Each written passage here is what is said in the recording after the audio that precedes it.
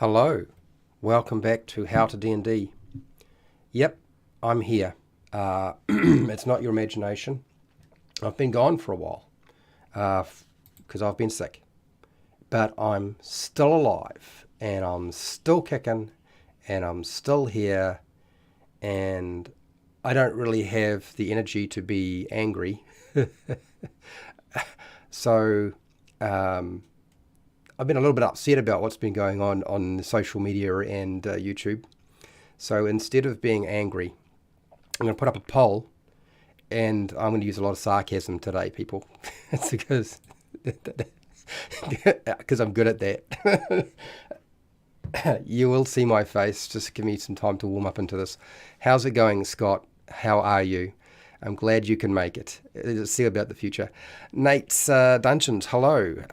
I don't recognise the name, but then maybe I don't recognise the name. Wouldn't surprise me. The fact that I remember my name is Fred amazes me at times. So you're eating dinner, eh? And Noroak is here, patron. Thank you for showing up, Noroak.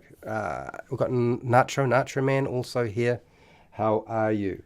It's been a long time, people. We've got Forest Rico here. Hello, Forest Rico. Okay, so let's just go and, well, you can see it's not just a voice. There is a face to this. So for those of you who are wondering, is he actually alive? Is he actually with us, or is it just your imagination? No, I am alive and I am here. It has been a little while, yes. Hello, Seeker, how are you? So, I want you to grab some food. I want you to grab some drink. I want you to get comfortable. Hello, Pale Rider, how are you? I have tried to get my phone to actually track this, and for the life of me, if it is able to do so, I'll be amazed, because it's not really. Anyway, there we go. It's alive. It is actually doing what it's supposed to be doing. Spectra Prismatic. Hello. Also a patron, if I remember right. Gosh, hopefully my memory's good. Okay, let's get into the actual discussion for today. So, because I've been away a long time, and because things have developed, I've discovered while I've been doing other things, I want you to bear with me, because I am going to take the piss a little bit. So we'll see how well this works. Anyway, let's transition over, because I don't know what else I'm supposed to do at this point in time. Anyway, here we go. Hi, welcome to HowtoDandD. My name is Fred Weller, and today I want to talk about Dungeons and Dragons, because apparently a lot of people are talking about Dungeons and Dragons. There's been a lot of panic. I noticed on social media, like, oh my gosh, like the world is going to end. I feel like I've been here before, because I have been here before, and many of you probably have been too, if you've been playing long enough.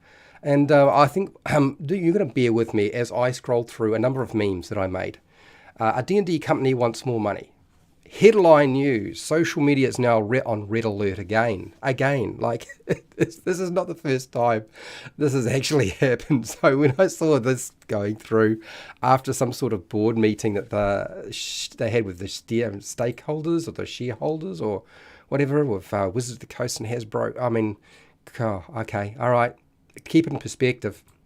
And then, just as I was making this channel back in 2016, what's going to happen to the open game license? And then we had the Dungeon Master Guild. so we've had plastered all over the internet all this stuff about what's going to happen, and the future of the open game license for 1D&D. So 1D&D is being called 4E Evolution. So for anybody who understands, the license for 4E was very different to the version 3 license, the open game license, and the open game license for 5e. So they are different animals. but again, how do we wind up back here again? It's scaremongering. So as a result, we have to have hashtags. We must change the D&D timeline. So let's get Marty and Doc to jump in the time machine and go back so that we can get rid of all of this hysteria that's taking place right now. Because apparently That's what works. If you don't know, around this time of the year, leading up to Christmas, is the dead season on YouTube.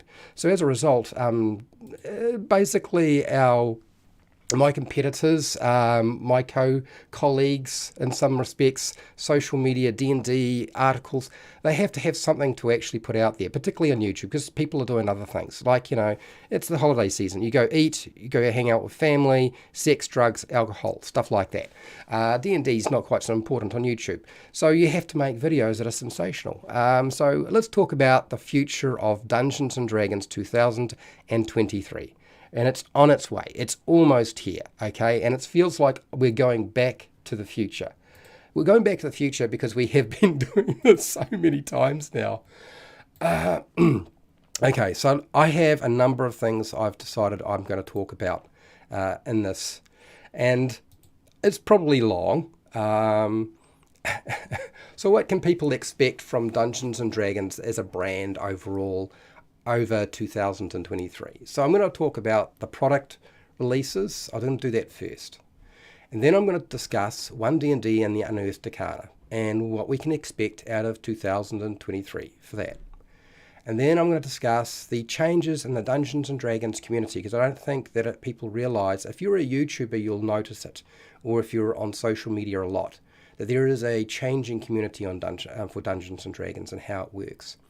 And then I'm going to discuss what Wizards of the Coast is planning. Like, what are they up to? What are they planning? Now, I can't know all of this. This is speculation on my part. But, they have followed the same pattern most of the time. And I had thought their pattern had changed, but apparently it hasn't changed. We're in the same place, really. And then I'm going to talk about HowtoDandD, what I'm planning. Like, because there is no HowtoDandD. There's just Fred. Because Fred is HowtoDandD. The channel, if the channel ever died, it's because I'm no longer around. That's really the reality, right? So you will bear with me, as my voice will probably go a little bit somewhere else. Do you know what I mean? So let's start with the first stuff. And I think this is worth mentioning, but I'm going to drink some water first.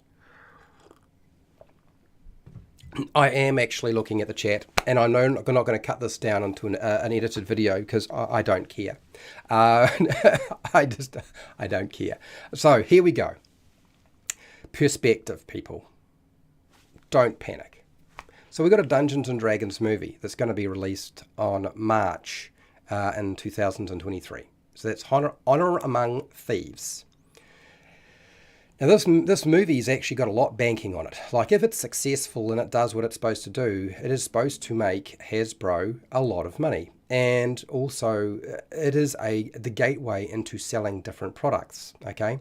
Hasbro hopes this will drive sales of Dungeons & Dragons brand products.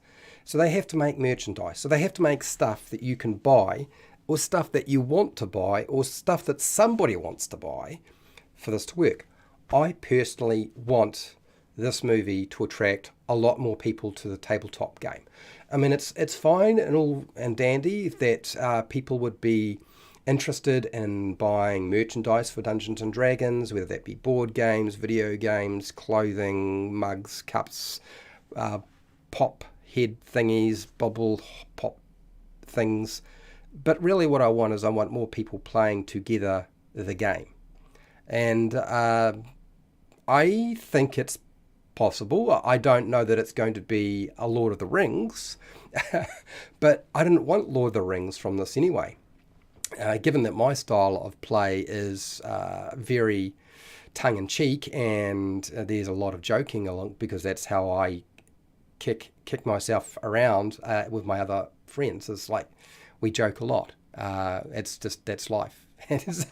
So Dungeons & Dragons is not like a dark and descending a hobby for me. Then we've got this video game, Baldur's Gate 3, which is going to get its full release in August of 2023, which might develop a fan base. I'm sure there are some people who really like it. I know some people who don't like it very much. How's it going, Osiris? How are you? And this is kind of, if it's a quality game, so if the final product, because there's been a lot of bugs, because it's still in development, right? But if it's a quality game and it has plenty of replay value, if they figure out how to make that work, then I think that this could have a pretty decent fan base behind it. For me, it won't affect me in the slightest because I can't play video games. It would just end my life. I would do nothing else. So I'm hopeful that it actually does what it was intended to do, and that the early release of the game was not a mistake. But it may well have been that they had to do that just to make sure they stayed afloat. Money is hard to come by, and a lot of video games disappear, never get completed just because of that very fact. It's like if the cash doesn't keep coming, then it's gone. Okay, so let's cross our fingers for that video game and any other video games they have in mind. Okay, the Tyranny of Dragons adventure books. So for those of you who don't know, the Horde of the Dragon Queen and the Rise of Tiamat, like I don't care. Is it a road? Is it a dragon? Is it a many-headed dragon? It's been combined and reprinted for release in January, the 17th of January, 2023. So next year, it's not that far away, it was 18 days away from this current date right now for me in New Zealand. Nothing's actually being changed, people. So how many times have they reprinted this thing? They've reprinted it a lot of times. It was never really that good an adventure in the first place. It was just one of the first adventures before The Lost Mine of Phandelver. Lost Mine of Phandelver came out, and then we had Horde of the Dragon Queen, followed by the Rise of Tiamat, which hardly anybody purchased. It hasn't been rebalanced. So if you thought it was going to be rebalanced, no, that would be too hard. How's it going, Michael? How are you? How are you, Michael? The good news. This reprinted Tyranny of Dragons adventure book has concept art in it. I'm trying not to burp a lot, people, but yeah, we'll see how we go. I don't care. I feel like a lot of people won't care. It was a poor adventure product in the first place. Why are they reprinting it for the umpteenth time? It's like they keep trying to resell their products, repackage them, and sell them again. Like, that's not unusual for this sort of thing to happen. It does happen. It's not like Wizards of the Coast is the only one ever did this sort of thing. But cool, blimey. Could have picked something slightly more useful as an adventure out of all of them. I think they could have done a little bit better than that. Go and get them to do something else. There must be another book you could have reprinted that wasn't that one. But, for those of you who want it all in one place and you want the concept up, ooh, yeehaw, good for you. All right, Keys from the Golden Vault. Keys from the Golden Vault is an interesting book to me. It's an anthology book of heist tales. It's being released the 21st of February 2023. So we know kind of a lot about this sort of stuff.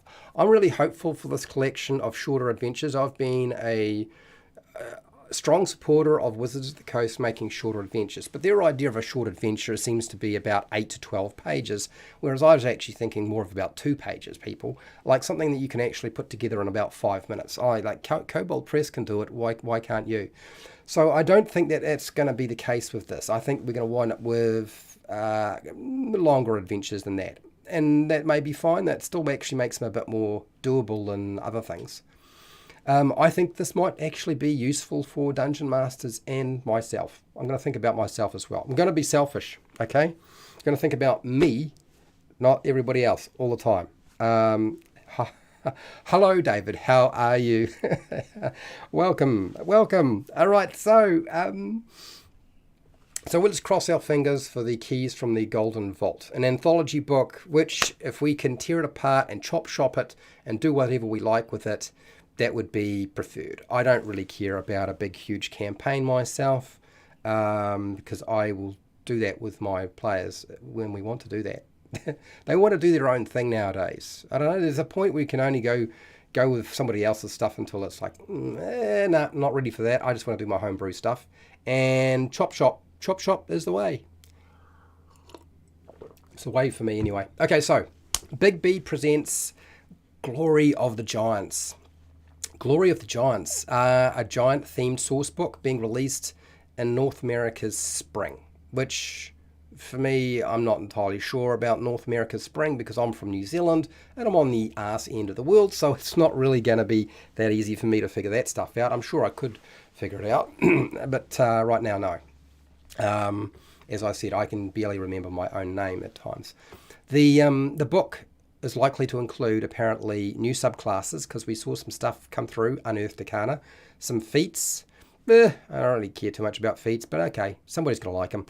Magic items, okay, all right, magic items are nice. It depends on what sort of magic items they are. Like, can I actually use these things? Some character options, and then monsters. So here's the thing that I feel that might be a bit of a problem with a book like this.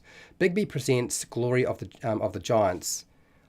I'm not interested in the assets that will become obsolete with 1D&D still in development, because 1D&D, the next version of Dungeons & Dragons, is still in development. It's not finished, and it's still evolving and changing. So, things like new subclasses and feats, and not so much the magic items, but any kind of other character options, really not going to be very much good to me. Monsters probably will need retooling. So that's a bit of a hassle. I mean, if it's good art and a good piece of lore, then if the stat block is not much good to me, then I can kind of live with that, because I can still make a story from a picture of a monster and the lore if they give me enough to make a story. What I would really like to see is location maps around giant-themed places and some detailed information on giant kind. That's really what I'm looking for out of that source book. I don't know if we're necessarily going to get that, but that's what I would like. Would you like that? You tell me. And I see here 1D&D is going to destroy the game. No, it's not. No, it's not. 4E didn't destroy the game. 1D&D won't destroy the game. It'll just change. It'll just change. Okay, so the Phandelver campaign book is being released in North America's summer. And look, the Phandelver campaign book, I don't know really what it is. As far as I can tell, I get the impression that it is an adventure of some kind, but it may be a mixture of things. It's really hard to pin down. We're returning to Phandalin for a cosmic horror adventure campaign at higher levels. It sounds interesting. I'm hoping that this is kind of more dissectable rather than a set heavy plot line. Do you know what I mean? That's what I'm hoping for. So, with regard to the Phandelver campaign book, I think this should have been put out a lot sooner. This is the most exciting product, I think, for 2023. I'm not necessarily that concerned or interested in any of the other products. In my opinion, for new people and the wider community, and I'm all about getting new people into the game, and the wider community as an outside of the likes of YouTube watching people and social media drawn, widening it to the people that don't actually play. I feel like Phandelver, that Phandelver campaign book might be a really good product. But it's only, I think what it needs to be, it would be great if it's a sandbox approach. I think the problem would be is if it's set heavy plot line, and this seems to be something that the Wizards of the Coast are doing quite a lot. They've done sandboxes, and people complain about sandboxes because they don't like sandboxes, and other people want more of a story-driven plot line to their adventures. And I'm like, that just doesn't really work very well in a game where players can go and do anything they like. So sandbox actually kind of makes more sense. Even point crawl would be preferred, in my opinion. Dungeons and Chronics, hello. Dungeons and Chronics, hello. How are you? And who else? We've got Byron Lee. Byron Lee, hello. How are you doing? All right, so I'm definitely crossing my fingers and my feet and so forth for the Phandelver campaign book that's supposed to be released. It needs to be a sandbox, in my opinion, for it to be a decent product. I've seen too many of their products come out with a heavy emphasis on plot, and they wind up being just poor products, unfortunately.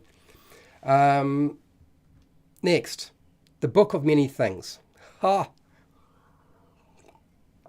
Who would have guessed we're going to have that one?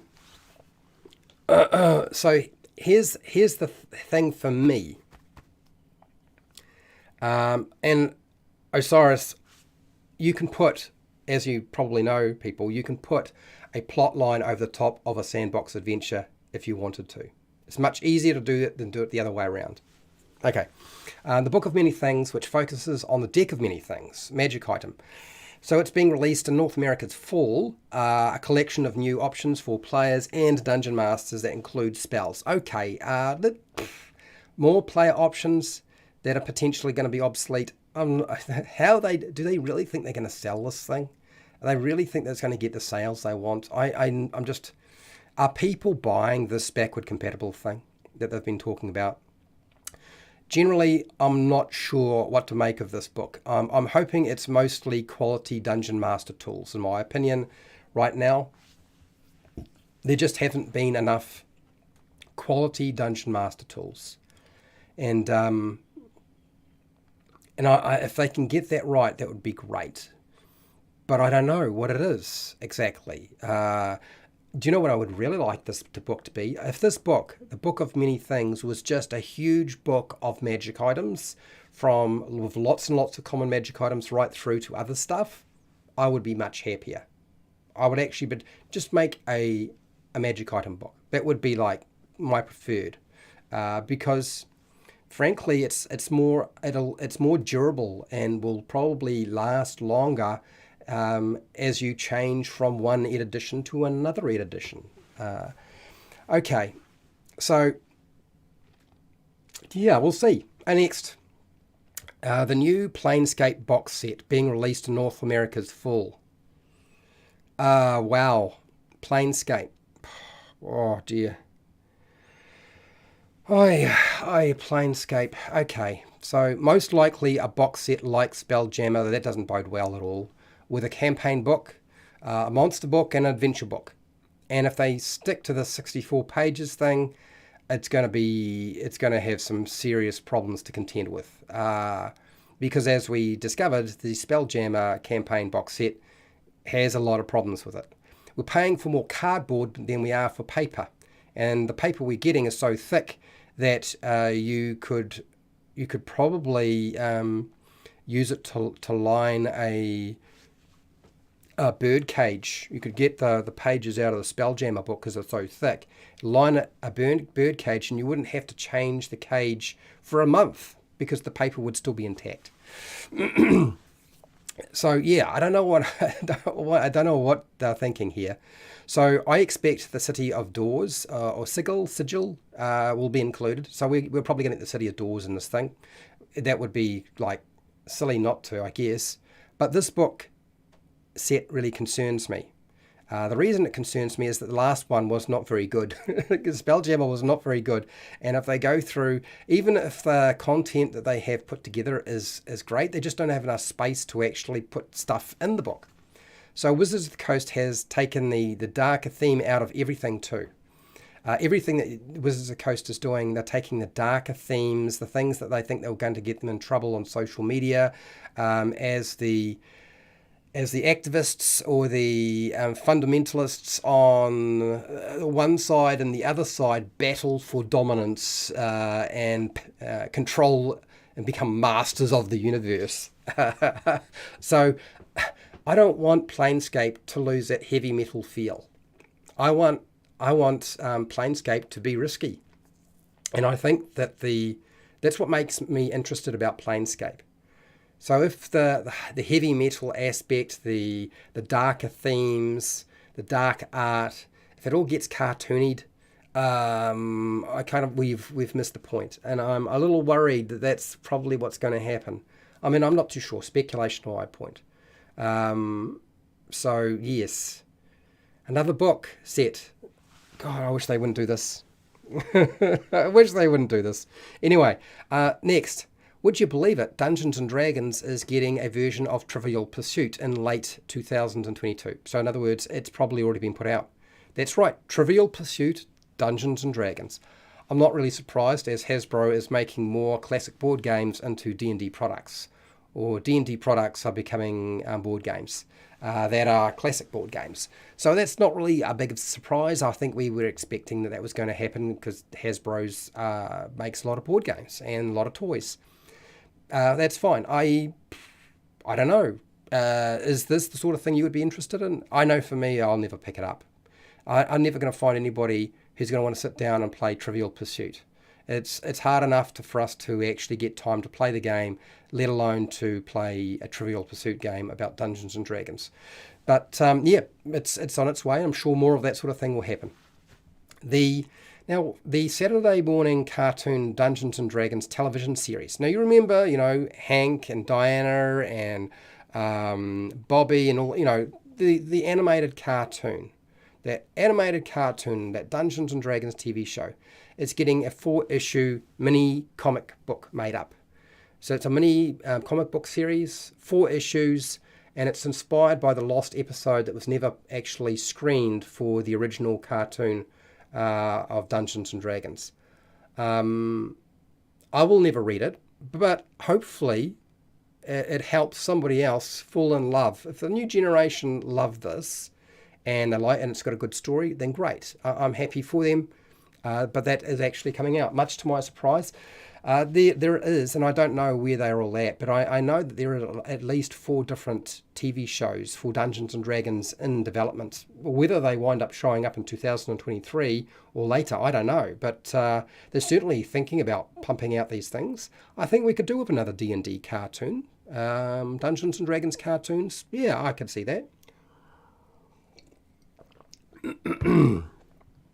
All right, now let's talk about the big elephant. I mean, do we call it an elephant, a rhinoceros, a hippopotamus? I don't know. What is it? What do you call it? 1D&D and unearthed arcana. So I'm going to be pretty brief about this.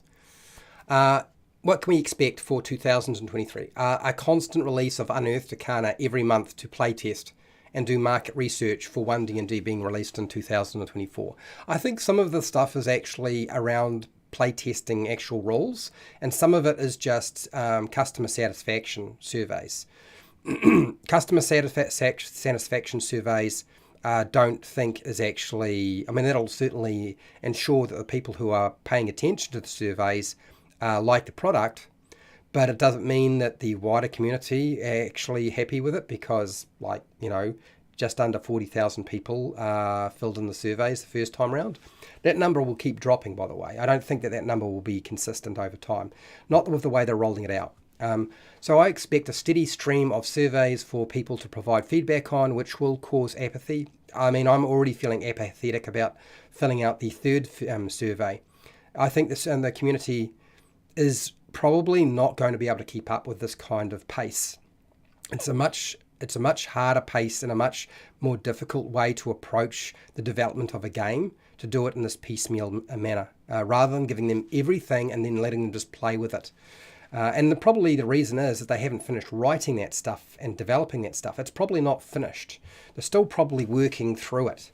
As I said, I believe that at the beginning of this year that they were probably playtesting as an alpha playtest behind closed doors to sort of get some of the stuff moving. And I think also too, there's a very small sample of the community playing 1D&D. Like 1D&D is being played by a tiny fraction of our community compared to D&D Next. It's not the same thing. There were over 100,000, over 120,000 people who took part in the 1D&D and the D&D Next playtest. That became 5e. So it's significantly larger, and they did so for 2 years. Like it was a long time. I think at this point, the people invested in 1D&D for 2024 are probably YouTubers, kind of like myself, and other YouTubers. Whether they hate it or like it, it doesn't really matter. But those are the people who are doing anything on it because that's sort of. This is how YouTubers work when it comes to D&D. What is topical? Topical is 1D&D. Okay, so internet social media personalities are probably more interested in this sort of thing than anybody else. Power gamers, because they are always looking at the rules. Optimizers, celebrities that get paid, and your crunch focus players. So I think that this game is actually right now, these are the people who are really invested in it. I don't think it's actually, if you look at the broader aspect, I think you'll find that the population that actually can follow and keep up with this is actually very small in comparison to what we've had in the past. Hello, Michael. How are you doing? Ugly Weirdos here. Hello. How's it going? I'm kind of not being able to look at your comments, people, but I am kind of looking down every once in a while. So, 1D&D. So, Dungeons and Dragons is being designed. I think it's being designed for 12 years to the late 30s.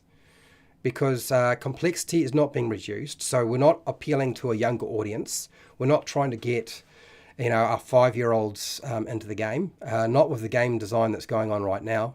And what the older generation want from the game is not included. And if you're in your 50s and 60s, or even your late 40s to 60s, you'll know what I'm talking about. Now, we're a dying breed. Like, there's not going to be too many of us around at some point that, so I can kind of get that. So they're not really designing it for that.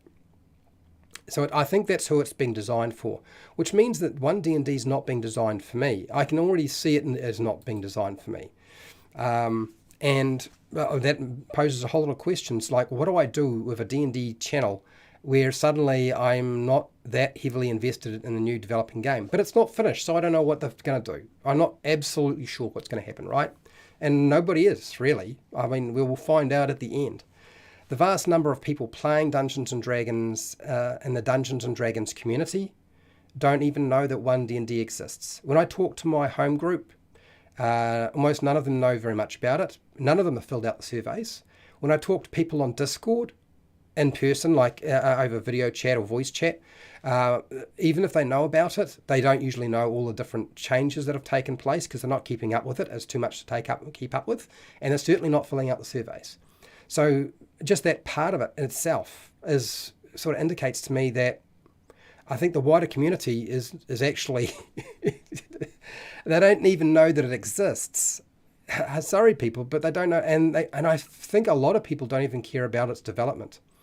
Because it is nothing like the D&D Next playtest.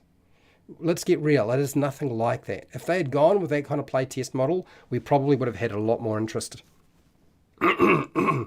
So yeah, okay. And then 1D&D is clearly not backward compatible. How many times has Wizards of the Coast said this?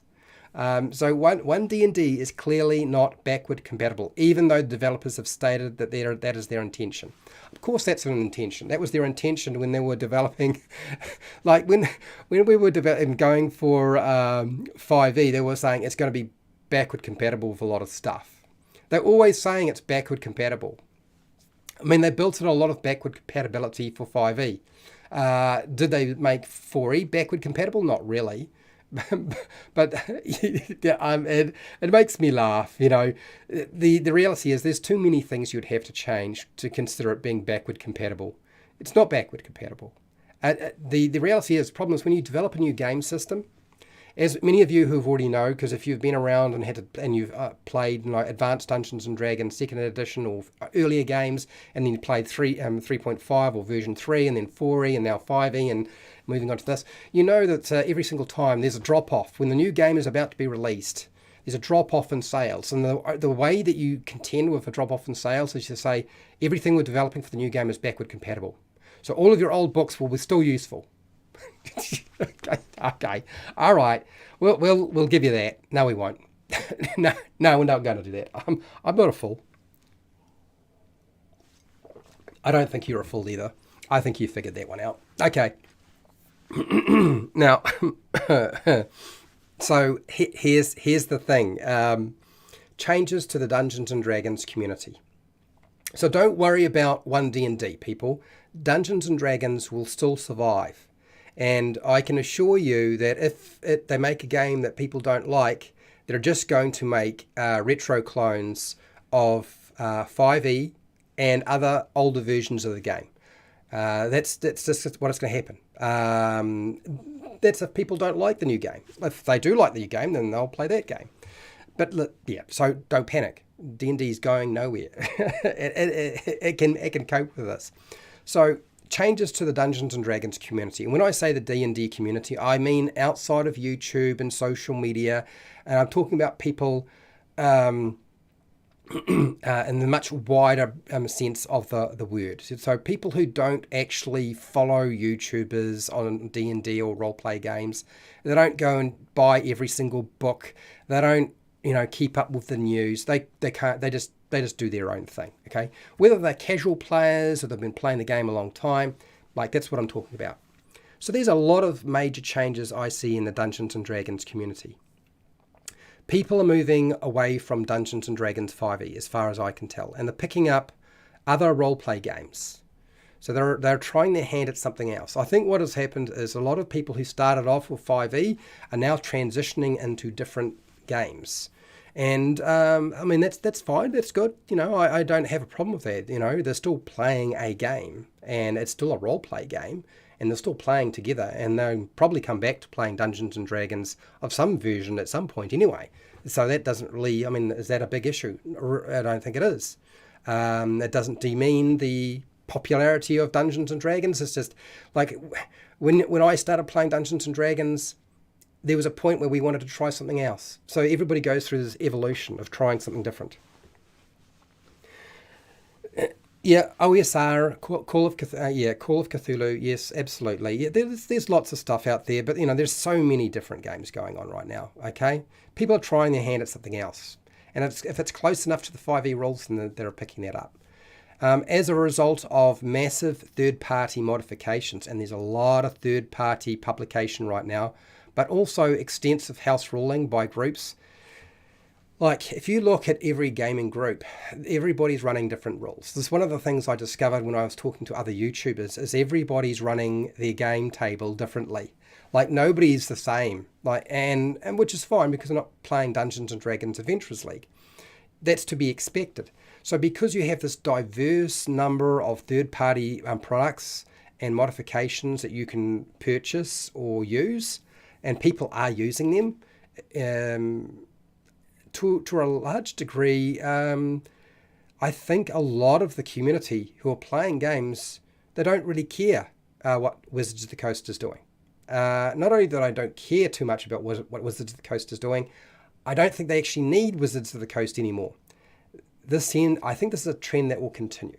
I think this is very likely to be a trend that will continue. There are enough Dungeons and Dragons clones or old school Renaissance systems that people can still play Dungeons and Dragons if, say, Wizards of the Coast became bankrupt or created a game that few people wanted to play. Like, if that actually happened, it wouldn't be the end of the world. Frankly, it just changed the landscape. We survived for years with Pathfinder being the dominant force as 4E lost its player base, and people went off and played different games rather than playing 4E. I know, because I saw that happen. I was a person who dungeon mastered, played 4E. So it's not. It just changes the landscape. People who have been playing for a while don't use Wizards of the Coast products. This is one of the things that you sort of discover is, over time, a lot of people who are playing Dungeons and Dragons, even if they started out with 5e, they stop using Wizards of the Coast products because they make their own stuff up now, or they're using third-party products. But more importantly, it's not even the third-party products. They just decide to make their own stuff. And so they don't need Wizards of the Coast to put out a lot of books, because they've already done a lot of the stuff that Wizards of the Coast is trying to put forward as a product to sell. So they don't worry about that. Like, I can make that race myself. I can make that monster myself. I can make magic items myself. I can make backgrounds myself. I can make feats myself. I can make a story myself. So people are doing their own thing. And that happens as soon as you start playing any game system. You start doing stuff that's more homebrew. That's just the natural process. I think the ratio between people willing to be a dungeon master and those playing characters will get worse as we get more people who want to play the game. And this is, look, I've seen this on the internet. There is a dungeon master crisis. There's a dungeon master crisis because, well, dungeon masters aren't getting adequate tools from Wizards of the Coast. And so they're having to make up their own tools or find them somewhere else. Are they not? I think that's probably what tends to be happening. I see that happening a lot. But I want you to sort of take on board a little bit of reality when it comes to something like this, because I've seen people say this so many times. There's a dungeon master shortage. I'm in New Zealand. I'm not in North America. So if I'm not in your country, or if you're in Europe and it's a different killer fish, here's the thing with a dungeon master shortage. A dungeon master shortage has always existed, people. Again, I'll tell you, it's YouTubers find an article and they need to generate some revenue and some views on their channel, and they make a video about it. There's always been a dungeon master shortage, and it will always exist. It's just driving propaganda into the community. It's one of the things that really annoys me is when my colleagues do this. And people on YouTube, people are doing blogs about Dungeons and Dragons. It's irresponsible, in my opinion. Now, will this result as we get more players and less dungeon masters? Because I'm sure that is happening. Will this slow down or contract the Dungeons and Dragons game or brand? That's unknowable. Do you know why it's unknowable? One of the things that I discovered being in New Zealand when 5e first got released is the community has thrived with much worse dungeon master shortages or dungeon master shortage problems in the past. So the fact that you have a shortage doesn't mean that the game ends and that you won't wind up with more dungeon masters. There seems to be a natural process as people get together, and amongst these groups of individuals, somebody gets assigned or decides they're going to be the dungeon master for the first time. And that's just how it works. And when we first had 5e released, I remember when the starter box set with the Lost Mon of Phandelver was released. It got put out, and I was running Dungeons and Dragons Adventurers public games in New Zealand, pretty much right across the entire thing. And what happened is this box set came out, people were buying the product, nobody wanted to Dungeon Master in store. So I had to go and find people who had been Dungeon Masters for older systems. And they said, no, Fred, I don't know the system well enough. I do not want to run a game in store. Then I was looking at anybody that might have any interest in doing this. And I couldn't find anybody to do it. So when you first put out the game for 5e, there were no Dungeon Masters to run the game in New Zealand. That's much worse than what we're having now. I can assure you. At least there are some. Whereas before, when it first got released, there were none. There were nobody. Nobody was running the game. So what did I do? I ran 4 games a week and could have wound up running 5 just to get people playing the game so that and I ran games for Dungeon Masters. So I was like, I'll be quite selective. Player wants to play, too many people want to play. I'm going to take the ones that are Dungeon Masters. And that's actually what wound up happening is I ran up games for Dungeon Masters who then played the game with me, and then they decided, yeah, no, okay, I can do this. I can Dungeon Master this game. And then they went off and did it. So, the natural process of developing more Dungeon Masters when there's a shortage, it happens. I wouldn't freak out about that sort of thing. Like, it's always been there. Hello, Pat Sherwood. How are you doing? Hello, Big Kid. How are you doing? So Pat Sherwood is a patron, and so is Big Kid. Big Kid is also a patron. Hello, how you doing, mate? Okay, so...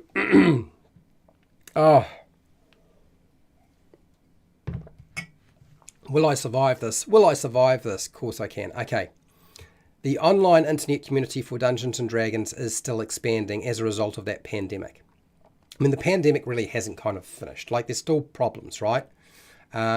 So there are now a vast array of YouTube channels that deal with Dungeons and Dragons and role-play games. There are blogs, there are websites, there's TikTok channels, there's Reddit threads, there's Discord groups, there's Instagram accounts. Like, there's so much now as a result of those 2 years where people were stuck at home.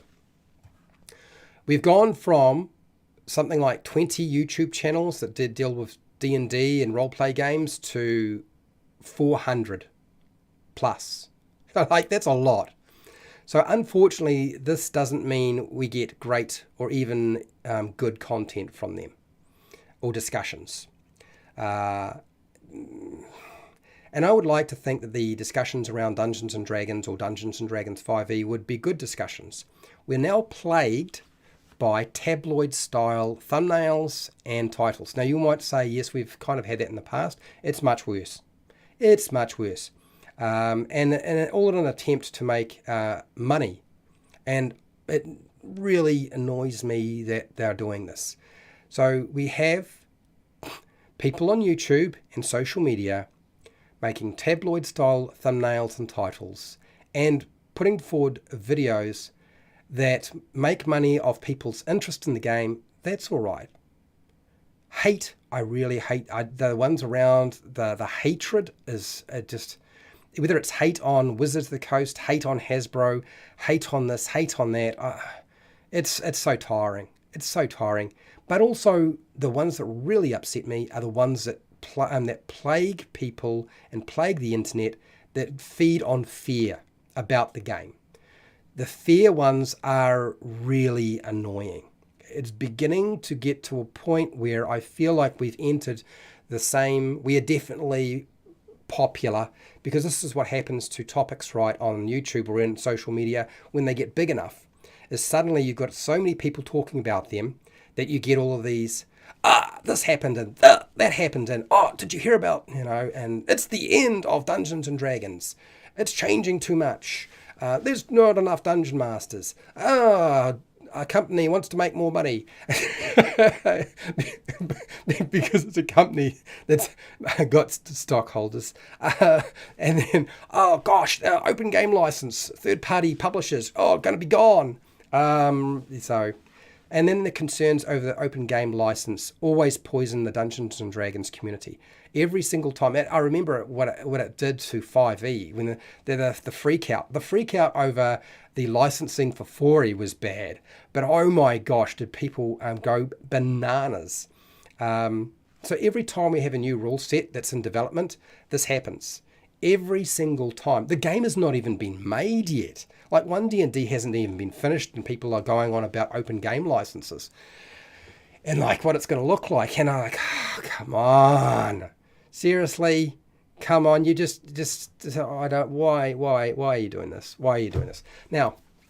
The playing and non-playing Dungeons and Dragons community, because there is a part of the community that play the game, the role-play game, and those that don't play the game as part of the community. And it will continue to fracture over arguments about rules and play style. Like that, it always happens. It happened before, it's going to happen again. So yeah, don't be surprised by that. Next.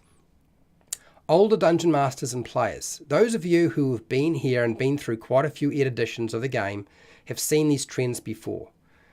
And yet, would you believe it, with all those trends and all, like the Satanic Panic was bad, right? And we survived that. Dungeons and Dragons still endures.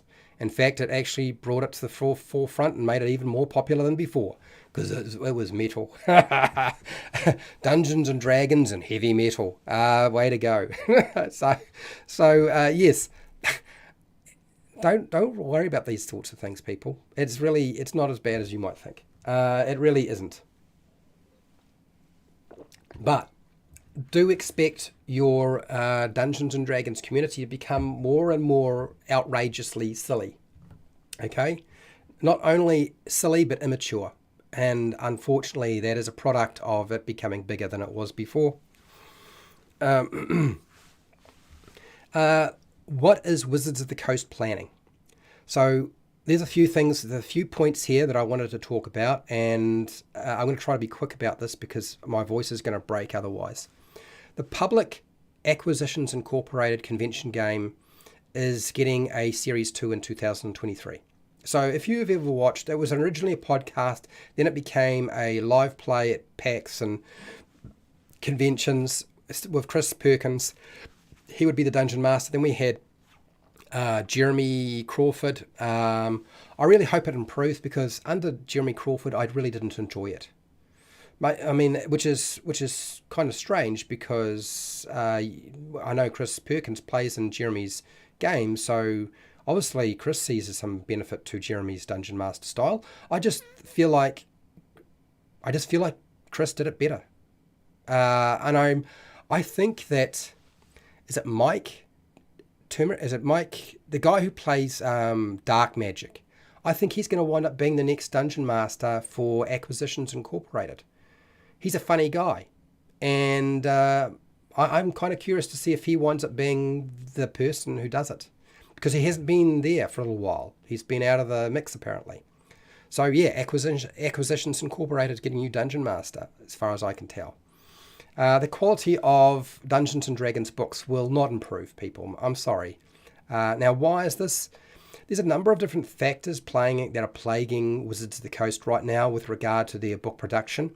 Production times have been really limited. They are not giving themselves enough time to work on these things, and they don't have enough people to work on it, because if you increase the number of books, you have less time to spend on them to make a quality product. That's just the reality.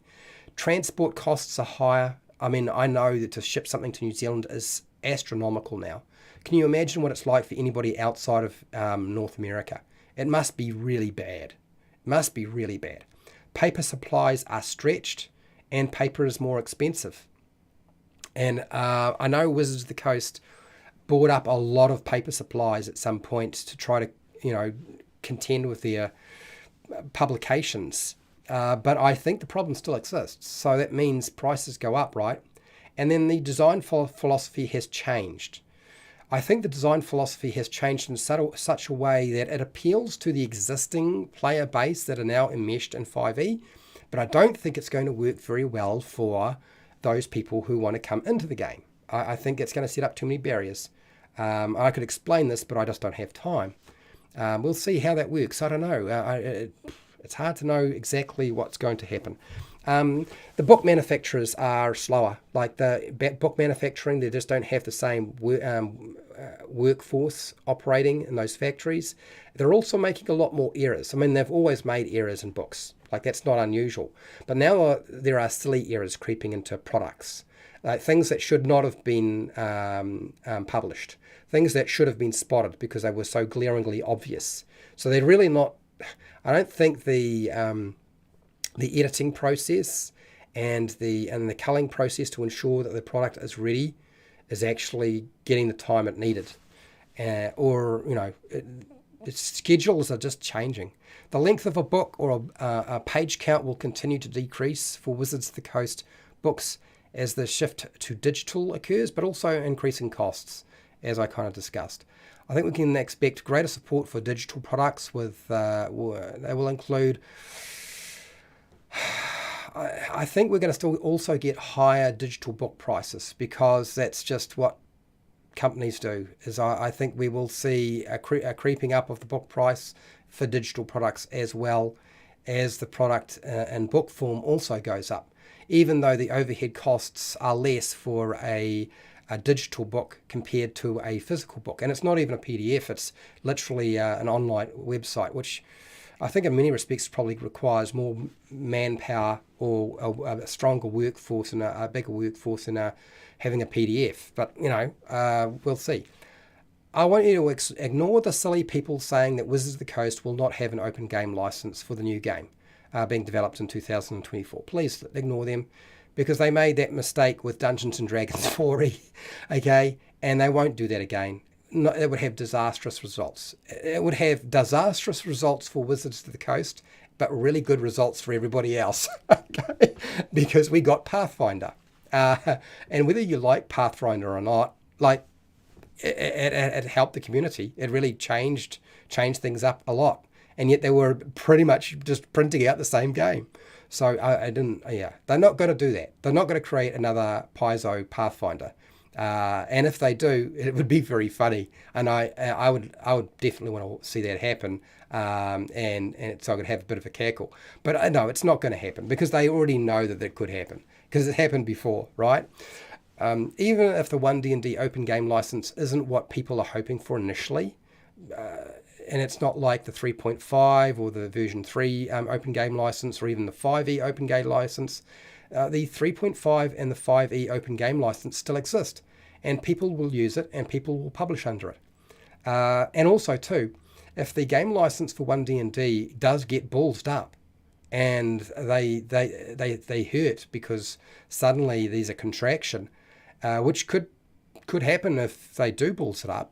But they've been pretty clear about what's going on. You know, they've released something just recently, before the game has even been put out, before the game's even finished. They've started talking about the open game license because people demanded it, and they would change the open game license if it was going to cause a problem. They will just change it because they can make a 1.2 if a 1.1 is not actually going to work. I have no doubt that NDAs or non-disclosure agreements have been signed by people on the 1D&D rules, because that always happens. It's quite normal. I had to sign a non-disclosure agreement when I was playtesting D&D Next as an alpha playtester, not a beta tester, when I was behind closed doors. And for those of you who don't know, I do actually have my name in the monster manual for 5e, so I do know about this sort of stuff. It is actually perfectly normal to actually do this sort of thing. So when people start going on about people signing NDAs, they're just pissed off because they're not signing an NDA, because they want to be signing the NDA. And then there's people saying, don't sign NDAs. I'm like, good Lord, it's just seriously, oh, come on. It's nonsense. And again, driving propaganda. Expect an extensive range of digital products being available to players rather than dungeon masters on D&D Beyond. So everybody was going on about, oh, they want more money. It's been under-monetized. Well, fine. Make products that players will buy. Good luck, Wizards of the Coast. To try and get them to spend money. Like, to try and get players who are just playing characters and not dungeon masters, since dungeon masters spend most of the money, well, it makes sense to try to figure out how to get players to buy them. Now, is that going to be digital dice? They've already got them, so it's not like that's going to be new. Character cards, maybe they'll make character cards up that are digital. Journals for players, or character portraits, or miniatures, digital miniatures, or character skins, like all that sort of stuff. I expect that stuff to come. That's not going to hurt anybody. It just means that people who were players who weren't spending money, maybe they'll spend money. So with the release of the Dungeons & Dragons movie, I suspect the new 3-dimensional virtual tabletop on D&D Beyond will become available, because it is mostly built already. Like if you read between the lines and you see what's been going on, they've held back on the release of the virtual tabletop. It was finished, almost finished, before they even announced the thing. Okay, all they're doing is sitting on it, waiting for that movie to drop. And when that movie drops, then everything just opens up. But 3D virtual tabletop, going to be released, plus a whole lot of other things that you can use.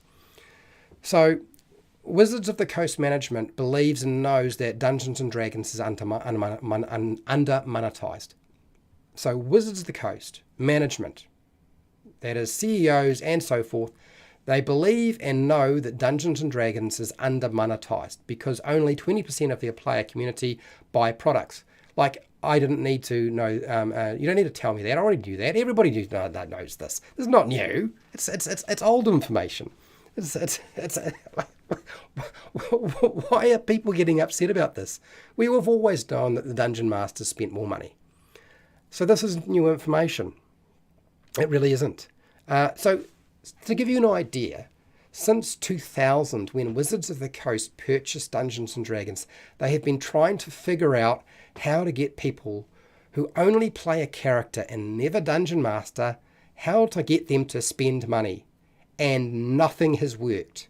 So from 2000, So 22 years, Wizards of the Coast has failed to come up with a strategy that has actually got people who don't spend money on Dungeons and Dragons to spend money. The problem being is that it's never worked. And I mean, if it does work this time around, well done, well done. I mean, I'm a dungeon master and a player, but I'm not going to buy more products from you. I'm just going to buy the products that I was probably going to buy in the first place. And a lot of people are going to be doing the same thing. If you manage to get some of those people who weren't buying stuff, fantastic, awesome. But also, good luck, because it has never worked before. 22 years and it's still not worked. And they think they're going to get it done this time around. I wouldn't hold out your hope. Now, why is that?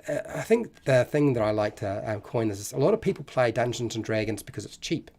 You can play Dungeons and Dragons and you don't have to have miniatures. You could just use a chessboard with chess pieces if you wanted to have miniatures of any kind.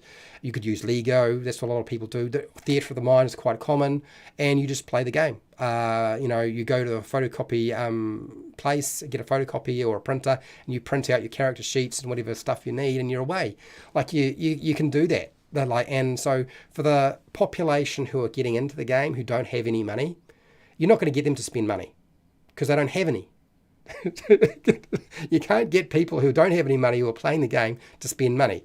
Okay, and then you have the other problem, because the younger generation, if it was me and I was in my teenage years or my 20s, okay, or even my 30s, and I had the choice between buying alcohol, drugs, and spending money on condoms for sex, and dealing with my car and that sort of stuff, and hooning around, I would do that.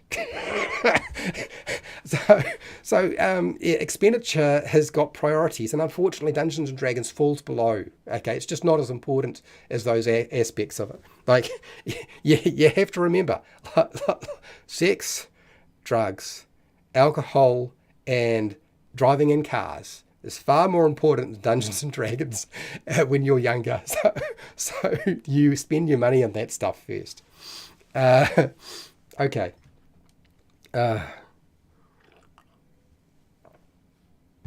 Okay, so let's now I'm not saying that no people who play just characters don't spend money, but the vast majority don't. You know that, right? You know that. Okay. So let's go into how and what is D&D planning for 2023, because everybody does this. So I'm going to tell you a little bit about what's going to go on. Look, you've already seen some of what's going on.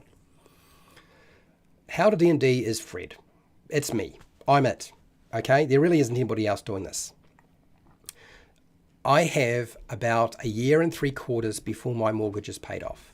And when I do that, when my mortgage is paid off, I am probably not going to work full time. I'm either going to quit my job if I can, and I'm going to kind of semi-retire. That's the plan. I pay the house off and I semi-retire. Now, I might work another job for 2 days a week or 3 days a week, but probably not, because everything is looking towards me publishing stuff on DriveThruRPG or somewhere else, or Patreon. Products that I think people will use and products that I like. So I'm heading towards that. Now, that's going to take a little while. But about a year and 3/4 is probably how long it will take for that to happen. So that means that what I'm doing and my life will change a lot. And a good big chunk of that work is being done in 2023. Yep.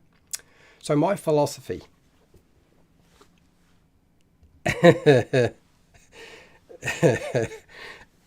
Oh, rock and roll. Yes, I almost forgot rock and roll. Music. Spending money on music, whether it's the downloading stuff from Spotify or whatever, the dollar for a song or whatever it is. Like, yeah, people, that's what they spend their money on. Okay, so what is my plan? So my philosophy has always been to get more people playing Dungeons and Dragons. That's always been my philosophy. That's why I'm called HowtoDandD. And at this point, I don't care what version of the game people are playing. I don't care whether they're playing 5e or 1D&D. I don't care if they're playing old school, basic, advanced Dungeons and Dragons 3.5, 4E, I don't care. As long as there's more people playing the game, I don't care.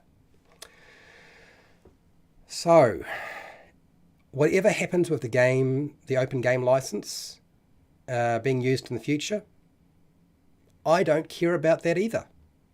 I don't care, because there is enough open game licenses that I can do what I need to do, and I can make products that take all the mechanics out of the game if I need to. So that's not a problem as far as I'm concerned in terms of what I'm doing. So you will find that a lot of the time, although I do talk about rules a lot, I'm going to probably be looking towards, I don't care what version of the game it is. Like, for me, it doesn't matter anymore. I want, and this has been my desire from the very time I started this channel, I want 5+ years. So 5 years of age. If you're 5 years of age and upward, I want you to be able to play Dungeons and Dragons. I don't want you to have to go and play a different role-play game because Dungeons and Dragons is too hard for you to understand. So if you don't agree with the concept and philosophy that I have of I want 5-year-olds upward to play the game, if you don't agree with me, for me, unfortunately, that's a threat to my mission goal. And because I've always stated that the game currently has 2 core rule systems. It does. It has 2 core rule systems. We have the standard game, and then you tack on your additional rules from the Dungeon Master Guide or variant rules, and you get the advanced game. But I want 3 rule systems because I don't think they went far enough with 5e. I want to strip it back. And so for me, I've always wanted there to be a Dungeons and Dragons light. Like, so few rules to worry about. Like, anybody can play the game. Anybody. I don't care who you are, you can play this game. And then, of course, we'd have the standard D&D game, which is the game that you're probably playing now, or whatever version of that game that you're playing now. And then we have the advanced game, which, of course, will be look different for every table. And I've said this before. So because now you'll notice I put a poll about this question. And every time I put this poll up, I get the same thing. And people don't get it. I know they don't get it. They don't think that there needs to be a simpler rule system. And I'm sorry, I don't agree. So I'm going to build D&D Lite over the next 2 years. So while they're building one D&D, I'm going to build D&D Lite. And you're thinking, well, Fred, how can you do that? And what open game license can you put it under? I can put it under the 3.5 or the version 3 open game license, and it still would work. I could probably put it under the 5e open game license. I don't even have to use the 1D&D open game license or license at all. It won't be necessary. It just won't be necessary. So if they don't do it, I'm going to do it. But it's going to take me at least 2 years. And you'll probably see me working towards that in not obvious ways. I want everybody to play the game. And what's getting in the way are people who already play the game, people who like the game the way it is, and people who don't really want to have 5-year-olds sitting at their table, which it's fine, but I know there's plenty of people who do, and I want them there. So that's where my head is at, people. So no matter what, every time I put that poll up, everybody says, no, we don't want it. And I do. And yeah, let's expect it to happen, because it will. And I will be ruthless. I will be ruthless with cutting stuff back. I will be doing fewer videos on Dungeons and Dragons. Rubik. Hello, Rubik. How are you? How's it going, Cody? So, for those of you who are aware of my Discord group, you know that I talk with a lot of my community. If you're on Discord with me, you know I talk with you a lot. And I keep listening and hearing what you say to me, And because you are the ones who show up to all my live streams and are probably the most invested in what I do, I make the game for you, but I also make the game for me and what I think needs to happen. And I want the game to go in a different direction. But I also want my channel to go in a different direction. I will be doing fewer videos on Dungeons and Dragons because I already have so much edited video content and live stream material and videos on the topic of Dungeons and Dragons. There is already so much already there. I have more than most YouTubes do in a lifetime. So it's time to focus on other role-play games. Now, I might do that in a bit of a roundabout way initially, but it will be heading that way. So on a Friday, this is my Friday, I do a featurette. I do a feature thing. And I've been doing a lot of D&D, how to fill in the gaps. But I'm going to do a lot of stuff talking about other role-play games. I'm also going to talk a lot about people who have hacked 5e and turned it into a different game. But I'm also going to talk a lot about Star Wars. I have a lot of Star Wars role-play game material in my office.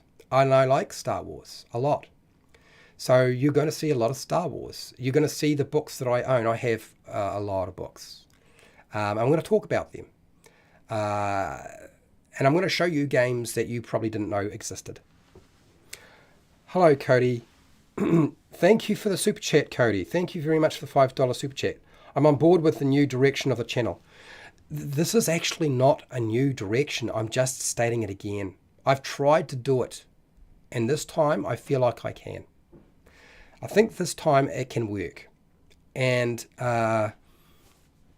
there's some things developing in the background here that make that possible. First off,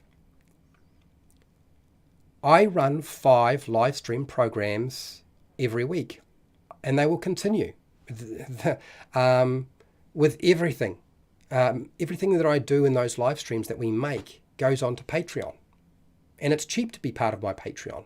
It's really cheap. So it's going to continue to do that. Because I do 5 live streams, that doesn't count even today's feature.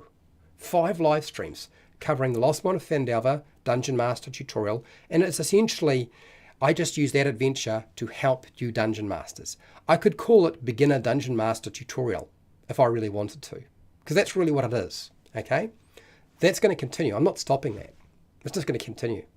The Dungeon Master preparation, which is really for everybody. Not just beginners, but also intermediate and also advanced. And we make stuff. We make all sorts of things from locations, adventures, magic items, NPCs, skill challenges, learning to improvise. We build worlds. Like we do it all. That's all part of that program staying. That's going to continue. Monster lore and workshop. Monster lore is a big thing for me. Monster lore is story. Story is what drives the game. And monsters are what drive Dungeons and Dragons. That's not going away. We're going to keep doing. That's staying. Character creation and character building. I'm going to still do that. And then core rule demonstrations. Now, some of my core rule demonstrations may not wind up being core rule demonstrations of 5e. You might wind up seeing some stuff from older versions of the game. Or trial rules. That is something that you may well see, as you might start seeing me doing stuff around stuff that hasn't been done before. Okay? Or from older versions of the game that you think are new stuff. So you can see right now that I do so much Dungeons and Dragons stuff. It makes sense that I should be able to cover other role-play games. Yep. Okay. There will be a partly sponsored... So I have almost never had a sponsor on this channel. There will be a sponsor partly supporting the Dungeon Master Preparation live stream program for 2023. But nothing will change with that program. So everything that you love or like about the Dungeon Master Preparation live streams that I do, nothing changes. Nothing does. The only thing that will change is there will be me quickly talking about, and the sponsor is World Anvil. Why? Because it's the only sponsor who's approached me who's put forward a product which I thought made sense. This is the only time it's ever really happened. Everybody else, their product just didn't make sense to me. Like I couldn't see how it was going to work. World Anvil does make sense. I have put in a lot of conditions for them. They have bent backwards to try to meet everything. It's going to happen. It looks like February. The sponsor will be World Anvil. That does not mean that I don't need Patreons. Because their support, given that what I do live does not get a lot of viewership, the money that comes from them will be pretty minimal. It won't be a lot, but realistic considering what I'm doing. Okay, so that's going to happen. That's 2023 February. Looks like it's all good. Looks like it's all going to go ahead. Contract is just, I've seen the contract. The next contract will come back, and then I'll sign that one. And then we have the Dungeon Master Roundtable. Now, you know, I've been doing the Dungeon Master Roundtable for a long time. Hello, Dan Hall. How are you? Hello, Dan. So I've been doing the Dungeon Master Roundtable. It was my dream to be able to hang out with other Dungeons and Dragons and role-play game YouTubers. That's what it is. I have essentially been the only host. Although somebody would host the questions, host the live stream, I was the one who was holding it all together. I've found it's becoming too hard. So the Dungeon Master Roundtable is going to have 2 hosts. If you see the Dungeon Master Roundtable, it'll be me and Wally DM. We are going to co-host this thing. And we will invite maybe 2 other members, maybe 4 other members onto the panels. It will only be fortnightly. We won't do it weekly. I can't keep up with that. It's too hard with everything else that I'm doing. But one of the things that I have learned is that there are some very nice people in the community who are YouTubers, and there are some that are not so nice, and then some others who are bat crazy, and then there's some others who, for whatever reason, I'm just a stepping stone, or they're not really that interested. It's just a novelty. And see, that was never the intention of the Dungeon Master Roundtable. It was actually supposed to be, it was supposed to be like Camelot for me. So when you see members in those panels now for 2023, they'll be because they are nice people, because they are honest people, and because they are trustworthy and they're team players. And that means you won't see everybody you would like to see in those panels, because I hate to say it, but not everybody's that nice on YouTube. You know what I mean? And also, too, a lot of people, this is their livelihood. This is what they do as a business, and associating themselves or with a particular video format hurts them financially, and they're not interested. And so be it. But that means I'm going to be very selective about who goes onto the panel, and so will Wally. We've had a discussion about it, and so you will see also everybody on those panels. Hello, Ben. How are you, Ben? How are you doing? Everybody on those panels for the Dungeon Master Roundtable for 2023, they will all get a recording. So it will go up on multiple channels. And if somebody doesn't want to put it up on their channel, they won't put it up. But everybody will get a recording. Everybody on the panel who's part of that panel will get a recording. And I think this is YouTube doesn't seem to worry too much about it. People still monetize those things, and it won't make anybody any real money because those things never have. But it just gets people out there. It expands. The idea was to open people's eyes a bit, and to show that we could actually communicate with each other without having a tizzy fit or an immature argument. And then I will still need support from people on YouTube. I will still need you to watch the things that you want to watch. Don't watch everything, because there's too much. But I still need your support, and I particularly need the patrons to make this work. I really do. It's expanded significantly from what it was before. I feel like I'm on the right track. And I'm going to lose my voice now. So I'm going to put this in. No, I've already approached Dungeon Dudes, people. Michael, I've already approached Dungeon Dudes. No.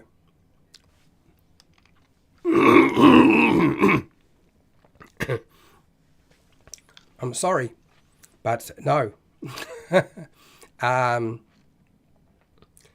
And that's the reality. So that's for me. Like, I mean, if you like some of these other YouTubers and you don't see them on the panels, they'll have their own reason for not being there, okay, which is fair enough. But I wanted to tie in a very close knit community, and not everybody wants that. And so I can assure you, I have approached every big YouTuber there is. And if you haven't seen them on Dungeon Master Roundtable, it's because they're not interested. Okay? That's it. That's it. And that's fine.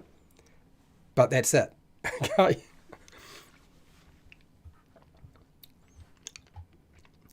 Yes, building kids for D&D. So Dennis, the okayest DM. I have to say that there are some people on YouTube that I have to say have been really nice. Dennis, the okayest DM, is one of the newest fellas on our panel, on our team. And Dennis, you have been great. You really have. And I hope that stays that way. Because I have seen people over a year change, which I really found painful, actually. People that I did not expect to changed. Wally DM, one of the nicest guys under the sun, and really funny. And then Jordan from Flute Sloot, really, really good. And then I have to say that Denny, Dicely D&D, tiny channel, really nice guy though. There are others, and I probably should mention them all, but I can't remember all of them. AJ Pickett has supported me immensely. There are a lot of people who would not appear in these because of AJ being on a panel. I'm quite serious. But having seen how AJ conducts himself, and he's a big channel, and the sorts of things he wants to talk about, which is story and monsters, that's his interest. He doesn't really care about Dungeon Master tips and so forth. He's not interested in that stuff. But if it's monsters and story, then he's interested. He's been great. And I have no doubt we'll see more of him when he's able to do so. So, yeah. So, but, you know, if what we do as a smaller group with smaller YouTube channels inspires the large YouTube channels to get together without burning themselves, which they've done in the past, some of the bigger ones have burnt themselves quite badly. Well, good.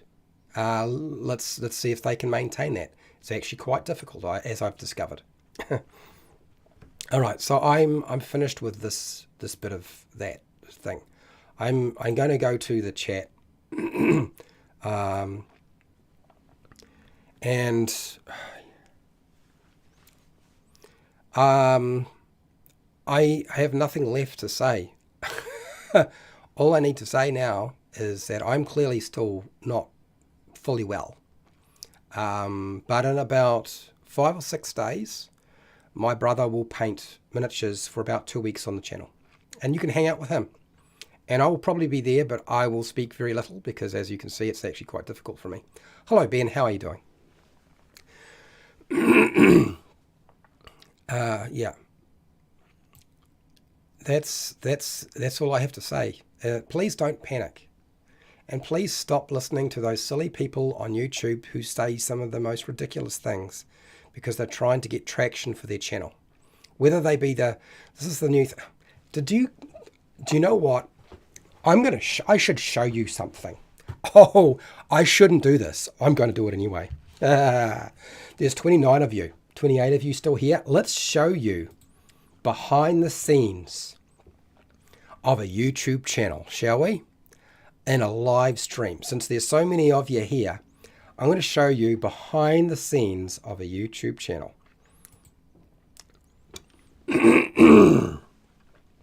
You're going to love this. Or you won't. I know somebody's not going to like it. Now, you may not be aware if you're not on YouTube. Let me just go over to the screen capture thing. And is this working for me? Oh, there we go. Ha ha ha. Got it. And then we go here. And then I do this. Oh man. This is going to be interesting. Okay.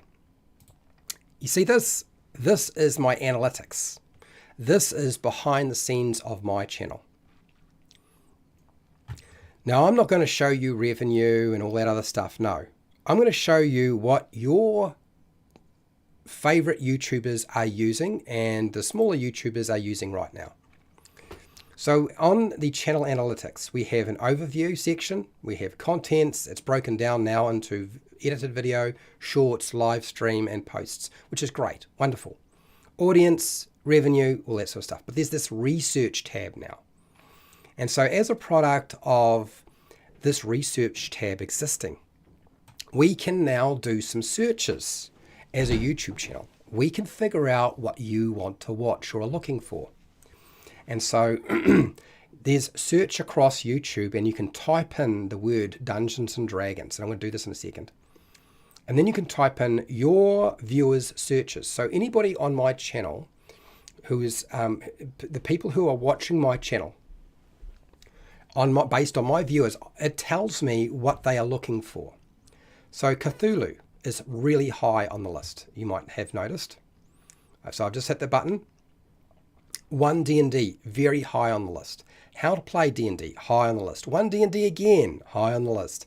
How to play Dungeons and Dragons, high on the list. Hero Quest has just popped up. I haven't seen that before, but apparently it's high on the list. Dragonlance Shadow of the Dragon Queen. New book came out, so not surprised. Painting miniatures, very high on the list. D&D character creation, high on the list. So this tells me and everybody who runs a channel a lot more about what's going on. And so they make content based on this. Then I go to the next. So YouTube is now giving YouTubers your search results in this manner. It's how they collect information. It's been really useful, but it's also can be used against you. So D&D 5e, obviously, Spelljammer, medium, Artificer, Minsk and Boo, been there. UneDandD pops up again as medium. Shadow of the Dragon Queen, there again. Old School Essentials is popping up as medium. DM Tips, and then Dragons of Stormwreck Isle, which I will get to at some point. I've ticked the ones that I know I'm making content for, or will be. D&D character sheets. So I can save these. This is what the little flag is that's darkened. So then we have the next lot. The Wild Beyond the Witchlight is still there. Spelljammer is still there. The Ranger, the Lunar Sorcerer, not really surprised because it's a new thing out. D&D map making is there. D&D dice. The Eldritch Knight 5e's there. Curse of Strahd DM guide is popped up. Index card RPG is now started to show up. Echo Knight. Now this is just related to the searches and the viewership on my channel and what's currently going on. So this tells me what's been happening in the last 28 days. But there's a new feature, and this is what the channels are using to figure out how to get you to watch their stuff. First off, if they see one of the bigger channels make a video and it trends and goes kind of slightly viral or gets a lot of traction very quickly, then they make a video on their video. And that's how the smaller channels get known. And then other bigger channels do the same thing. Okay? But next, there is search across YouTube. I can type in Dungeons and Dragons. That's right. Dungeons and Dragons, the game. It's there. It is a commonly searched for thing. Even Dungeons and Dragons, the American animated series, is a high search thing. If I press just Dungeons and Dragons, it tells me what are the most searched for video topics. Look, Critical Role, right up there, right across. That's why all those channels are making Critical Role content. and they will continue over 2023. This is what you can expect from 2023 because every YouTuber now has this tool. And so they make content based off what will get the most views. That's why there are so many channels who do critical role breakdowns. They comment on how on Matthew Mercer's dungeon mastering, on the players at the table, all sorts of stuff. So Critical Role, then Critical Role Campaign 3, high up there. Critical Role Campaign 2, high up there. You can see there's a lot of Critical Role. Then you've got D&D, which is kind of a very generic punch-ins. Not too surprised about D&D and Dungeons and Dragons. We search for those. But then again, Critical Role Campaign 1. This is why there's so much of it. Then D&D again, and then we got Dungeon Dudes. The next probably top end that people are searching for after Critical Role, Matthew Mercer and the team, is the Dungeon Dudes. They're big. And so that's what they're looking for. The new movie, Dungeons and Dragons Honor Among Thieves. So everybody makes a video on this. This here, I don't understand what the heck is going on here, but it's given me this, okay? I don't know what that's all about. Next, Dingo Doodles. Dingo Doodles, really high search result. Joe Cat, high research result. Jacob from XP to level 3, very high. And then music. These I don't understand what's going on here. It gives, sometimes strange things happen. Crit Crab is here. D4, so Colby from D4, he's here. Dial Laugh D&D. And then I don't really know too much about this other one. It's only just cropped up recently. Mr. X, for those of you who know about Femin, Mr. X, yes, he's really high on the list. Next we have the Legends of Avertris. I don't know very much about that. I don't know what that's all about. Then again, D&D comes up. The Mighty Nine. D&D campaigns. Jenny D, very big on the list. And then again, we're back to Critical Role. The Mighty Nine Reunite. The Critical Role, they're doing their thing. World of Io crops up. Trent Monk. He's really, really big here. And then Viva La Dirt League D&D. I don't know too much about that. But then Matt Koval, not surprised. So because of this tool that we now have, your entire, everything you watch is collected by YouTube and is now fed to the YouTubers who are making stuff, and they know exactly what to make for you that will get the most number of views. Now that you know that tool exists, how do you feel? I mean, is that a good thing or a bad thing? If you like Critical Role, it's a good thing because it means you're going to get a lot more Critical Role stuff. But I'm kind of wondering, how do you feel about that? 2023 and on. Going to be an interesting one. Okay. All right. I've done my business here. I'm probably not going to go through and answer and talk to the chat because I have nothing left. But I will probably rewatch it when I get a chance. I'm really sorry I am fading now. So, thank you for coming and watching my live stream. It's all right. The future is good. The future is good. Okay? No matter what you think, the road ahead is the same road it has always been. And no matter what anybody's telling you on the internet or YouTube, just stop listening to their silly messages. Okay? Because there's only a fraction of the truth in it. Only a fraction of the truth. You don't need to worry. It is all going to be fine. Okay? It really will. I want to thank everybody who's been watching the live stream and taking part and being here today. I really do. I do. It's a big deal. And for rewatching my videos. And I want to thank all my patrons who really have helped steer the channel in the direction that it's going. And I'm thankful that I've got people who are so dedicated and willing to offer so much to me, not just money, but advice, because it has helped a lot to figure out where my head is at, and it's going to make a big difference for the future, I think. And so wherever you are in the world, whether it be the morning, the afternoon, the night, or the wee early morning, please look after yourself, your family, and your friends. Be nice to your neighbours. Be nice to your neighbours. Don't get fooled by people. And hey, till next time, keep rolling those 20s.